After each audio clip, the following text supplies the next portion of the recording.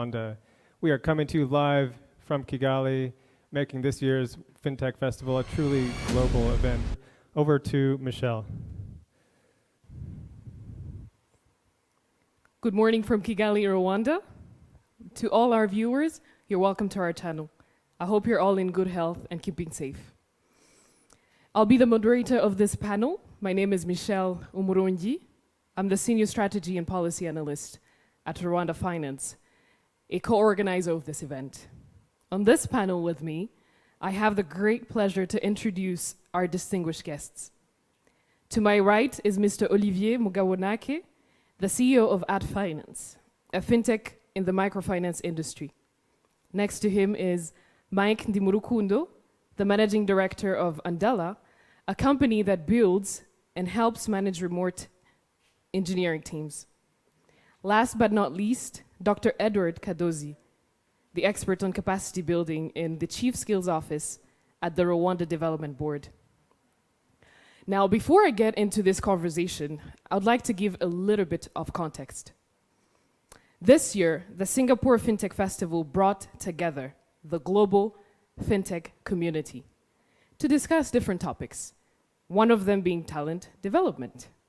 So the theme of this year's event, People and Talent, which is also the topic of our conversation, is really relevant during this global pandemic.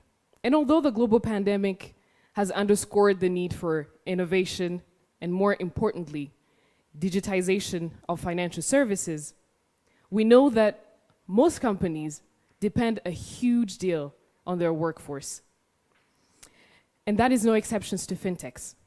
Talent is indeed crucial to their survival. So on this panel, we will explore the national level response to upskilling and reskilling the fintech force, the needs and skills gap in the fintech industry, some of the initiatives for talent development and how to effectively bridge this skills gap, and inevitably, the impact of COVID on talent development.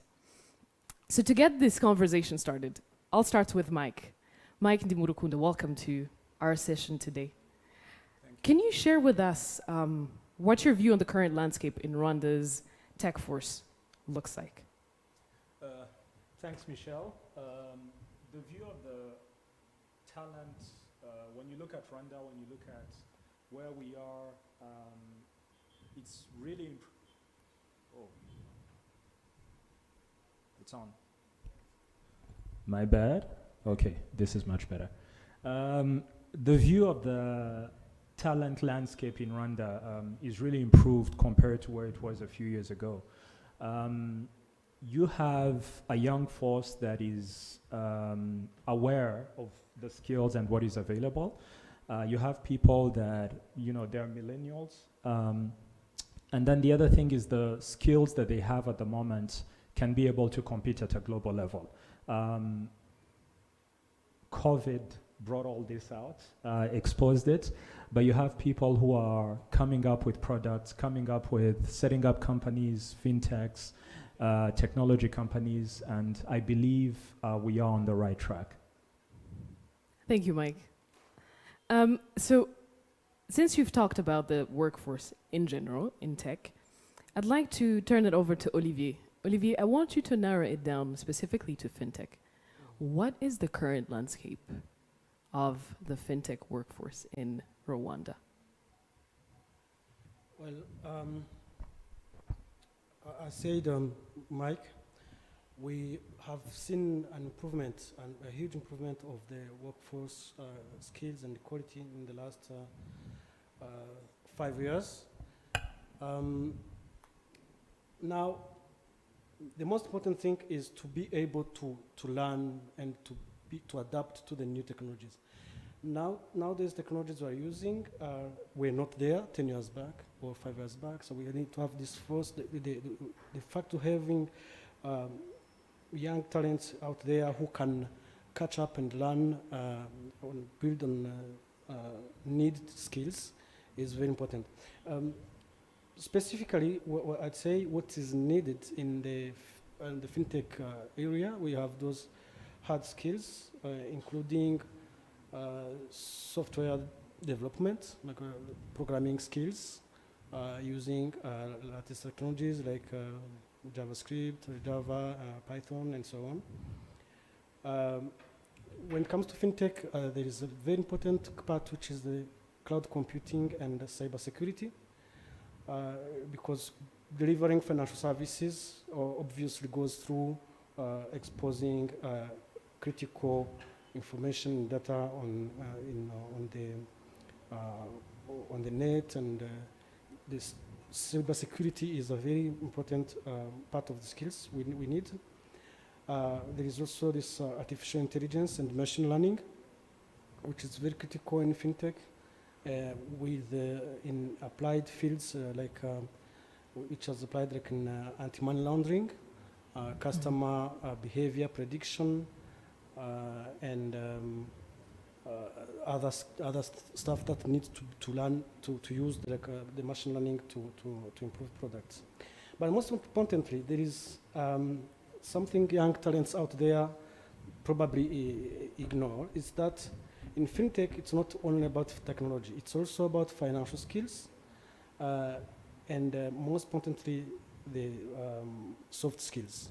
Soft skills like communication, problem solving, critical thinking. So those kind of skills are really necessary, and at the end of the day, they are those which make difference between a successful and a non-successful company.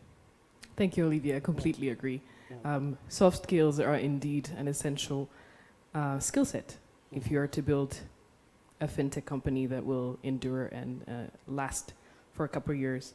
Yeah. Let me take it over to Edward. Edward, good morning. We've heard from the private sector, from Mike, from Olivier as well. I would like for you to share your views from a government agency perspective. What do you think of the current landscape? Thank you, Michelle. I think for the interest of our global audience, allow me to first establish the background of all the current landscape we are talking about skills. Sure. I think we are talking about Rwanda. And Rwanda, that is a country that was affected by genocide against Tutsi. If you look at the data after 1994, 10 years after, you are talking about just almost no skills. And the ones that were there were affected, and you had almost outflow of skills again. So the 10 years after the genocide, you could see that the skills you could think about were not there. And then you think about other 15 years after, then that's where you can start thinking about and trace the landscape of skills in Rwanda. So when you talk about the landscape of skills, you also talk about the environment, the policy framework, the institutions that put in place all this labor force or critical mass of human capital. That's where you see things getting to be in place. You see institutions being put in place to provide these skills, to supply these skills. In high learning institution, TVET, and lower education. That's where you see a rapid mass of skills on the market. Mm-hmm. Then after, you see also a bit of harnessing and leveraging on the skills required by the market. Then a bit of, after the genocide, there was a bit of trying to put in place the skills to address the real issues, the issues and the crisis. But some years after the genocide, you see a bit of harnessing and a bit of leveraging on the current opportunities, locally, globally, and regionally, that to make sure that you are producing skills that are required by the market. So that's where I see a lot of universities, local, international, being established in Rwanda and providing these skills. I will share with you the numbers, but let me first also tell you about the policies that were put in place. Education policies were improved. Now we are talking about skills development and employment promotion strategies that RDB has put in place and is implementing of recent. So all these in the policy framework have generated a mass of skills on the labor market. Now, as I talk of mass of skills, I'm talking about over 99,000 skills in different skill sets on the market for the last 10 years. Now, since we are in the STEM field and fintech, here we are talking within the 99,000 capital of skills. Here we are talking about 40% of that being in STEM.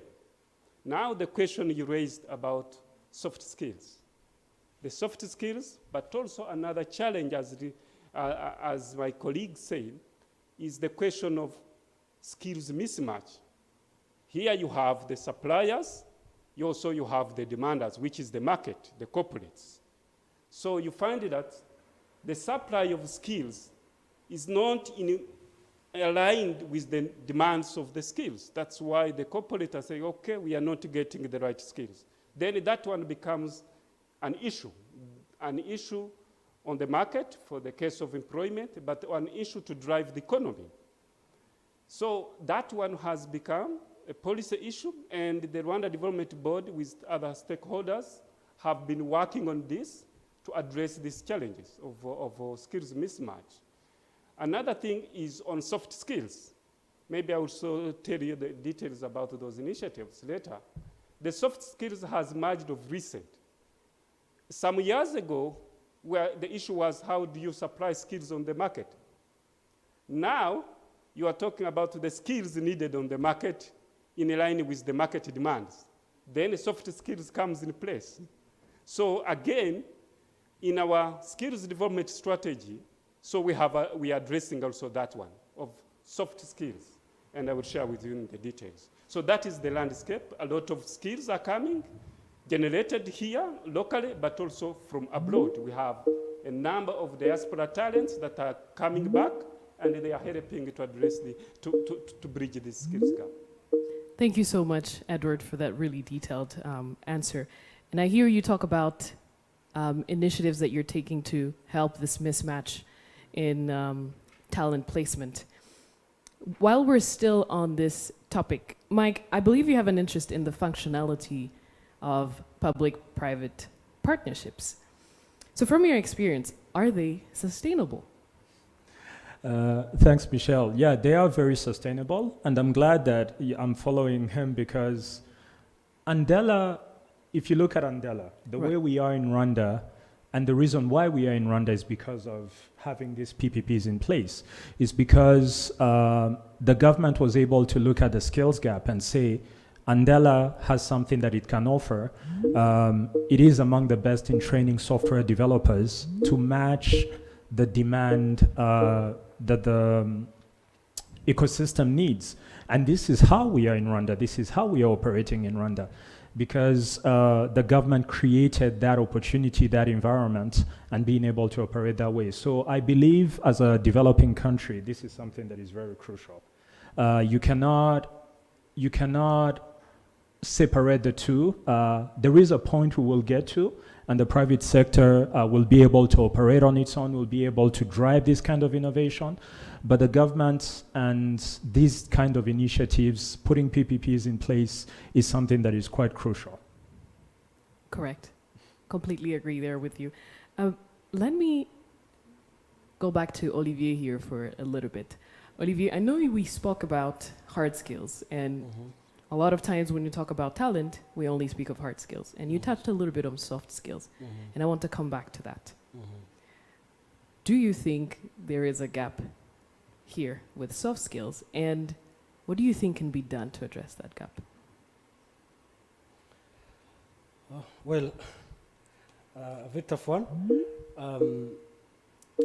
As I said, the hard skills are, anyone can learn hard skills. It's something it's a matter of time. If you want to be trained in one given programming language or on technology, you take time, you sit down, you write you take the necessary courses, and then you can get where you want to be.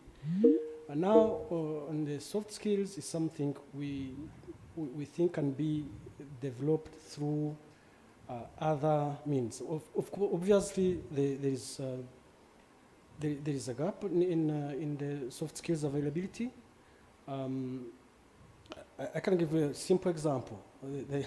When it comes, for instance, as software in the software industry, in most cases, sending a developer or a software engineer to sell a software is the best way to lose the market. Because when it comes to communication, we're talking about the codes, we're talking about how amazing is the architecture, or how the algorithm is good, but yet he's talking to someone who is totally ignorant in such kind of technology. And then what he needs to understand is how this is going to solve my problem. The problem is not how it works. The problem is how can it help me address my problem. So this is a very simple example of how soft skills can be important in development of the fintech. Now, how now to address the gap? I think this is something you learn through experience. No one comes with those kind of skills. There's what you can learn in schools. And when it comes to schools, for instance, what I would recommend is like to have like a parallel or extracurricular like workshops, like at universities, not only focusing on courses, on technical courses, but also like organize events and critical thinking sessions, like analytical thinking workshops, and get our students, our young people out there exposed to how to interact with others.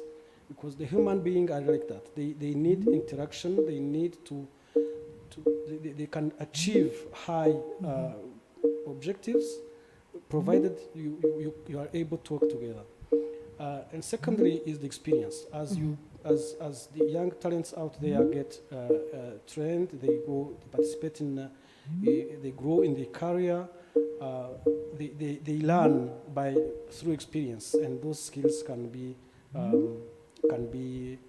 acquired through the experience. Yeah. Thank you, Olivier. Okay. That's a great example that you shared to illustrate the lack of soft skills in our market currently. Yeah. Back to you, Mike. I know that you help build and manage talent for remote teams. And a lot of times this has to do with hard skills. How do you incorporate soft skills in your programs? Thanks for that. So the way we built our program is that from day one, we simulate what people are going to be doing in the workplace. So just touching on what Olivier said, an example is that from day one, we get our developers to start blogging. We get our developers to start, we force them to communicate in a way that will simulate what they do in the workplace. So even before COVID, we're doing a lot of Zoom calls. We're doing a lot of Slack communication. We're doing a lot of writing so that if you're communicating with someone who's not with you in person, they can be able to see these things. And then actually, like you said, workshops on how do you ensure that people are aware and understand what's going on around them and are able to read the room and are able to communicate a certain way. How do you ensure that you build this confidence? So it's not a one-off, but it's something that can be ingrained in every step of the way. So for example, again, coming back to our program, it's an 8-month program. This is something that we check on and we work on every week during that whole period. So I would say even for higher learning institutions, like Edward said, if you look at even high schools, this is something we can build in so that people start doing debates, so that people start communicating, start, getting in front of an audience and being able to pass on a message, prime them to doing presentations, pitch decks, simulate an environment where they're presenting to investors so that they can be able to convince them. The more you do this, we started seeing it when we started training people. So for example, last year we trained about 130. This year we have more than 110 people in the program. You notice a change by the second month in how confident people are, in how people communicate. All of a sudden, they don't look down when they are communicating. They look you straight in the face, and they're able to communicate and articulate their thoughts in a much better way. So it's something you keep stressing with time, but also giving them that opportunity to do it. Thank you, Mike. That's wonderful that you do that and incorporate that in your programs. So, Edward, back to you. While we're still on the topic of soft skills, I really want to hear from you and understand what the Chief Skills Office as a government agency is doing to make sure that we can replicate what Andela is doing on a national scale. What is the national response to upskilling and skilling in terms of soft skills, not just the hard skills? Yeah, thank you, Michelle. I think let me come back to what Olivier mentioned, the case he provided. Besides my work at Rwanda Development Board, I teach at university. Mm-hmm. And then of recent, we kept seeing this challenge of soft skills. So before we introduced some different projects and programs to address this issue, we did a rapid assessment from private sector and companies to see the skills needs for these younger graduates to get employed. So the findings we saw from the private sector, we saw that almost 40% of skills they demonstrated that are lacking were soft skills. Mm. So you can see that is a challenge. Mm-hmm.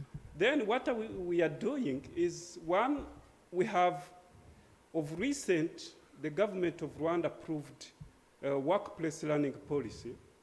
That's one initiative that encourages different components within that policy, but there is one I wanted to say that which improves the soft skills chance is induction attachment, the program of induction, where students from TVET, high learning institutions, they take some time to study in class, but another time they get to go and study in industry.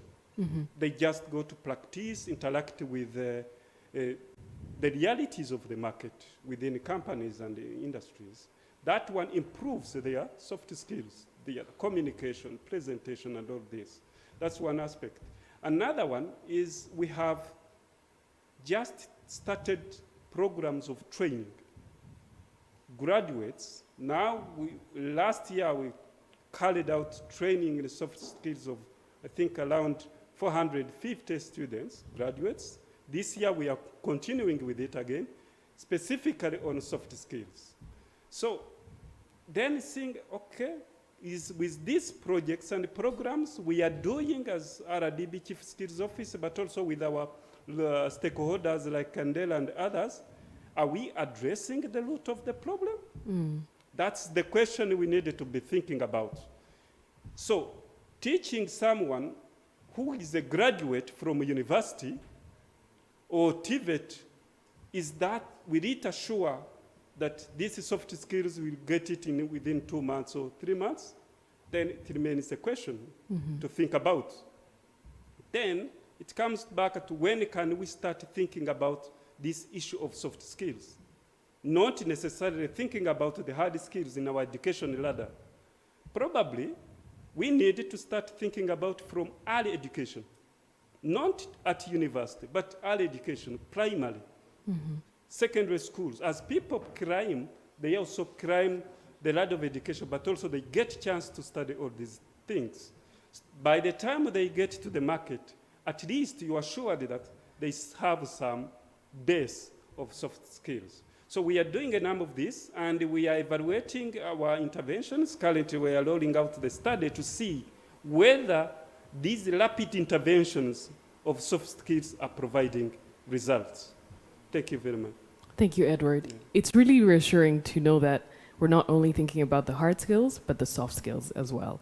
And I'm glad to know that both the private and public sector are thinking about this. And as you mentioned, it remains a question to be answered.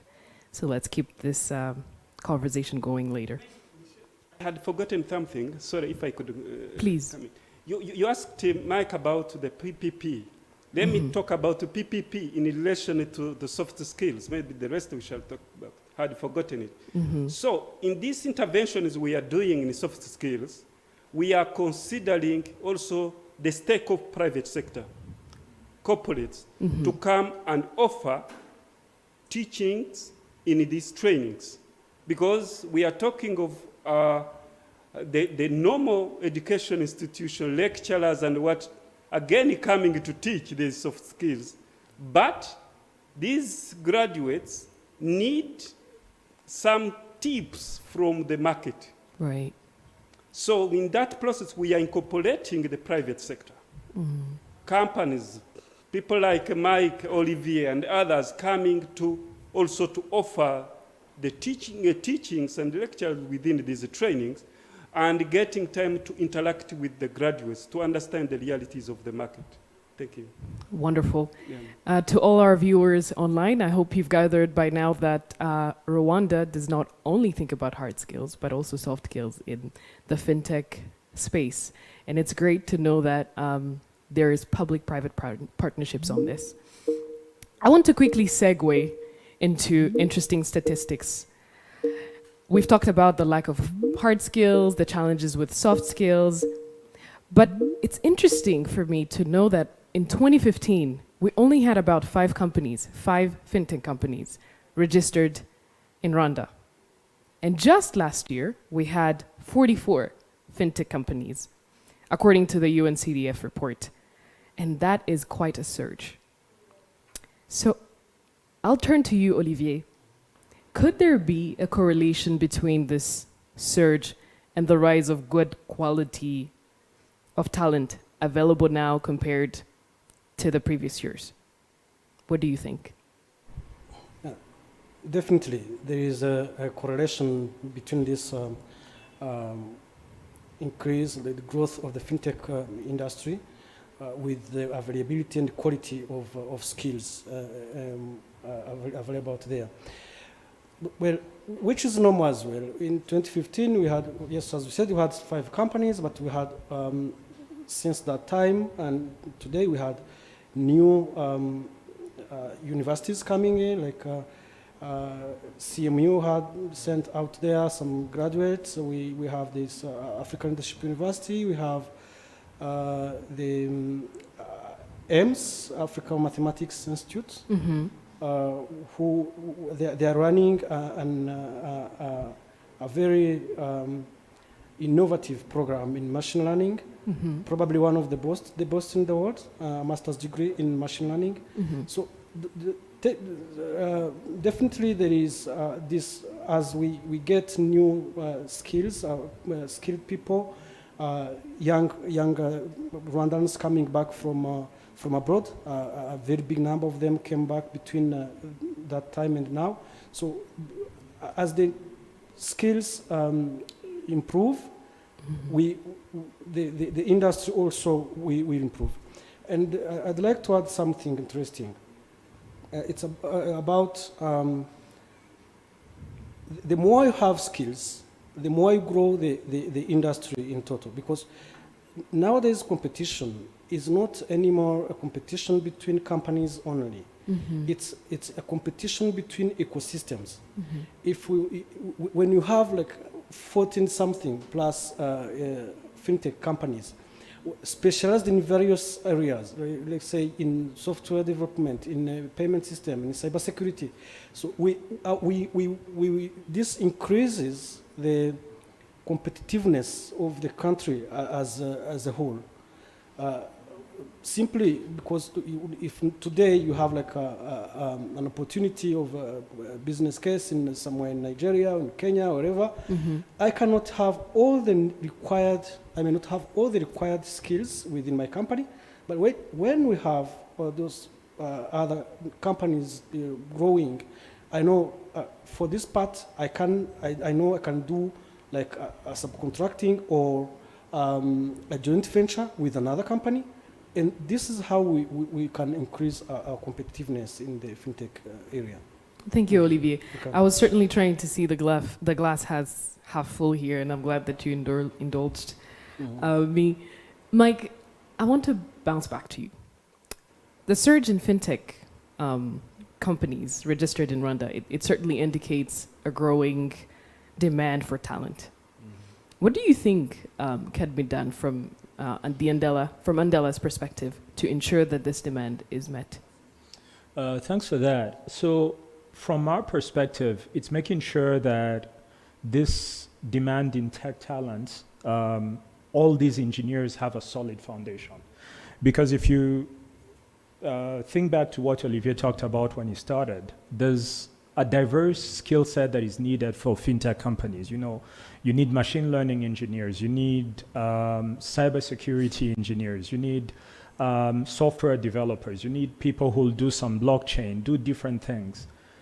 What happens with all of them? They need a strong base in software development skills. And at least for us, that is what we are working on, and that is what our focus is, to make sure that everyone who goes through our program is able to adapt. You will have some who end up being data scientists, you will have some who end up being machine learning engineers. We have people who completely change and pick up new languages, and as the ecosystem they're a part of, and as the demand shows it. And you also talked about something, you know, creating ecosystems of innovation. It touches on what Edward talked about, the PPPs in place, what the government is putting in place, what RDB is putting in place, what the private sector is bringing in, what the higher learning institutions and are bringing in, and a company like Andela, being able to bring it all together. And as a result, not only are Rwandese companies going to come up, but all of a sudden, an American company, another company in Nigeria, another company in India, in Asia, is able to look at Rwanda and say, okay, all the policies and everything else is in place, but there is also technical talent that we can be able to leverage. And to me, again, it starts with the universities, what we are doing, because we are complementing what the universities are doing. Correct. And as a result, Olivier is able to get talent that is ready for the market. Mm-hmm. At what scale are you complementing what the universities are doing? Because we're seeing here a quick surge, and it's ever increasing. There's no going back. Yeah, there's definitely no going back. So our mandate is every year to train about 100 developers. Last year, we did that with about 130. And this year, we currently have more than 110 in the program. And the plan is to continue doing this and growing this as we move forward. Thank you, Mike. Edward, I'd like to direct to you this question. While we're still on this topic about the surge in the rise in demand for good quality talent in the fintech space, do you think that there's a need in the future to incorporate fintech educational courses in our curriculum? Thank you very much. I think you are raising a very interesting point. I think if we don't consider integrating fintech within our education curriculum, we shall be missing. Because the current reality is this. Whether we want or not, we are heading into a digital age in all spheres of life, economy, health, everything. So fintech, IT, fintech will have to be part of our life and it has to be studied. Let me first share with you, if you look at the numbers, you find that one of the issue of skills mismatch on another way. When you see the technicians, the IT developers and everything that are coming out, you find this gap where you find this good innovator. He can innovate a number of products and put them out, but the aspect of knowing another part, how do I address the issues of finance. How do I build my company to attract investors, either joint or whatever, or to attract funds? You find that these good innovators miss these skill sets. So then, if we were to think, then how will this be addressed? The first thing is to integrate them in our curriculum. So we are used that at our universities, if you are studying sciences, then it will be a linear course, just go through all this. Right. But we needed to think how we integrate this. And the way we are doing it, we are considering it as Chief Skills Office and RDB. We are now partnering with the private sector. We have set up, under the strategy I mentioned earlier, we are working out a framework. We are calling Sector Skills Councils. The Sector Skills Council framework aims at bringing the industry, academia, the government to discuss about the skills required on the market, but also to identify the skills needed, define also which skills that are required. For example, if now we are working with the finance sector to come up with skills, Sector Skills Council for finance sector. And these are the discussions we are conducting, we are carrying out right now to see, okay, if we come up with this framework where we have the private sector, we have the government, we have the academia, and we are discussing on the skills required in the sector, but also influencing the curriculum development, all the way from secondary to university. In that process, we are sure that the Fintech aspect is integrated within the discussion, within the curriculum, and that's the future we are looking to. So that's the most important thing we are discussing on. So, but also, besides that, every year we conduct what we call sector skills audit to assess the skills needed on the market. And then when we do that, we also consider the finance sector, the Fintech as well. So those findings help us to influence, to inform policies, to inform the curriculums with the education sector. Thank you, Edward. I like that conversation is ongoing. And I know that we like to model ourselves against Singapore. And I know that this is something that Singapore has done. And they've incorporated fintech courses in their curriculum. Without being too optimistic, do you think that this is something we can expect to see in, say, the next 5 years? Yeah, it's because the discussion is going on. However, it will not be one size fits all. I think as an economist, you have to think about that. Which local demands do we need as our economy is growing? Because let me tell you one thing is that skills need are informed by the trends and the path of the economy. And our economy are going digital. Because you earlier mentioned about the skills demand, maybe in fintech and other areas, we have to be informed that the demand for skills is always informed by the path of the economy, how the trends of the economy is growing. And if you look at the Rwanda's economy and even the region, the economy is going digital in finance, in other parts of the economy. So that pushes the demand for these people. Correct. So I think with the recent, the current pandemic demonstrated that we need IT, the innovators, to be able to address these problems we are facing of pandemic.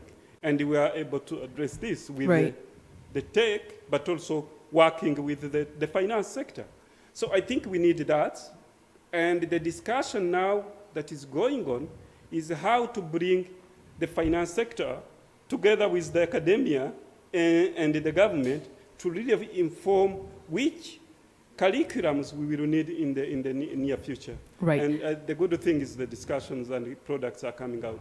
Correct. What I'm getting from your response is that we can be optimistic and hope that in the next 5 years we'll start to see the local curriculum integrating some fintech courses. Speaking of the pandemic, I want to touch on the impact of COVID on talent development. And here, I'll come back to you, Olivier. As the CEO of a fintech yourself, can you briefly tell us how this pandemic has affected your workforce? Well, I think the fintech industry and the tech industry in general is one of the sectors which were not really negatively, which were not negatively affected by the pandemic. I think the biggest change is we learned to work remotely. We used to go in offices, and when it comes to discuss with our customers, we used to travel and take planes and whatever. But nowadays, it's funny, but one of the goods of the pandemic is that even our clients who were not tech driven are now accepting to have like virtual meetings and demos and so on. So like we since the pandemic I used to travel a lot before the pandemic. Now it has been a year I never taken a plane, but I still do business in some other countries. Right. So it positively impacted the way our workforce drive. We learned to let our employees to work from home.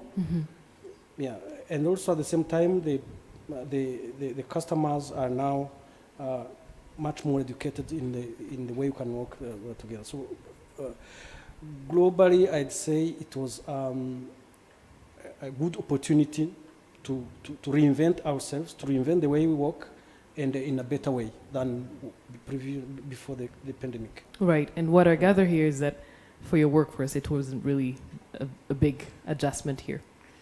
Yeah, and definitely it was a good adjustment, and I think also for the benefit of the workforce themselves, instead of wasting 2 hours in traffic jams and so on, they can be even more productive than they used to be before. Yeah. So Mike, I know you already prepare teams to work remotely. If you're an engineer in Rwanda, you can work for a big tech firm like Google. Is there any other adjustments that you had to make because of COVID? Yeah, we had to make a lot of adjustments. So, like you said, at Andela, we've always prided ourselves to being a remote-first company. COVID showed us that as much as we've trained our people, our staff, our engineers to work with remote companies, there's so much to do in terms of infrastructure. Because our model before is we had offices where, great working spaces, excellent internet. So you create this environment that people come in and they can work remotely with people who are in different geographic locations. However, with COVID, an engineer who normally would come to the office and be there from 8 to 5, all of a sudden has to work from his room at home. So there was a lot of adjustments in ensuring that they have the right infrastructure. The advantage we had here in Rwanda is that, of course, there's a lot of work, again, that the government and different players have done to make sure that there's excellent internet across the city, across the country. So it was that adjustment, making sure that people have the right work tools, have the right furniture. They have a table, they have a chair that they can use. That wasn't easy to do in the first few weeks of the lockdown because you would talk to an ISP provider and they tell you that they only have one car that is servicing all of Kigali. So it was those kind of adjustments, but the moment the infrastructure was in place, the moment the right environments were created, our productivity picked up. We really didn't miss a bit. As a result, Andela as a company globally has gone remote 100%. It's only the office in Rwanda that still has an office location because of what we're doing, because of the fact that we are delivering these trainings and we have a PPP in place with the government. But the rest of Andela has gone fully remote. And our clients globally are thanking us for it and have actually started coming to Andela for sort of like thought leadership. How do you ensure that people are productive? How do you make it very engaging? So I would say COVID is one of those that really stressed and reminded us that we need to be resilient. So I feel like it strengthened us in that way, but also in particular with a program here in Rwanda. Of the 130 people that we trained last year, all of them were based in Kigali. Today, of the 100 plus that we have, 35% are outside of Kigali. This is not something that would have been possible if we were offering the training in our physical location, because people would have to move to Kigali. But right now, you have someone who's learning from Rusizi, you have someone who's learning from Rubavu, all these different places. The only adjustment we had to make is, okay, do we have the infrastructure in place? How do we get a laptop to them? How do we make sure they have all the tools that they need? So I would say it's a good adjustment, and 2021 will be a much better year. Wonderful. That's great. Love to hear that you're truly embodying being a remote company, a company that builds remote engineering teams. That's great to hear. Edward, back to you. How do you think the global pandemic has changed your approach as a government agency on the national response for talent development? Were there any adjustments that you had to make in your strategy? How is that going for you? Thank you very much. I think the pandemic has really changed even the way we have been thinking and doing things. And I always hear that people say, oh, the pandemic has been bad. Yes, it has been bad, but it has even taught us to think, to be proactive and address these issues. Before the pandemic, almost our skills development interventions were physical. Right. Whether the ones we conduct here in Rwanda or the people we send abroad to go on the study. But as the pandemic evolved, we had to change the way we think and to adapt. And the adaptation was to go virtual. So the government and with RDB had to think about the other virtual interventions that could continuously improve the skills development. One was Coursera, and we have been engaged with a program, Coursera, which is an online program that has been teaching all people from the government and private sector. And we have seen enormous registration and really people continuing the program. And they are succeeding with the program. Mm-hmm. So I think over the last 5 months, we have over 6,000 people finishing the courses using Coursera. And other trainers using LinkedIn also has helped us in the area of disseminating information to our job seekers, but also trying to match talents with the available jobs. Now our trainers, whether locally or abroad, had to go virtual, and we have been implementing this, including our local stakeholders. Now all our trainings are virtual, and we are seeing a lot of success into that. So I think, as Mike said, we will see more of progress, but also the efficiency in our economy as we go virtual, I think. Yeah. Thank you, Edward.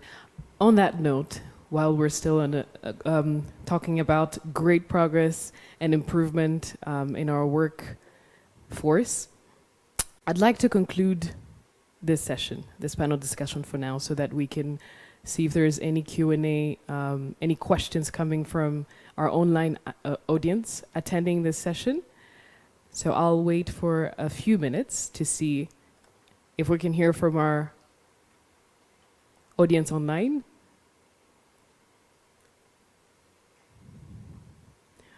It seems like you were very clear, and there were no questions for this panel. So I'd like to thank you for taking the time to be with us today to talk about people and talent in the fintech, which is a crucial, as I mentioned earlier, part of companies Companies do depend on their workforce to scale, to continue to grow. So, as we've heard, the pandemic has not had quite a negative impact. And on the contrary, everyone has learned to work remotely, and we're reinventing the way that people are working, especially in the fintech industry. It hasn't been quite an adjustment. So thank you so much, dear panelists. It was a great joy to have you.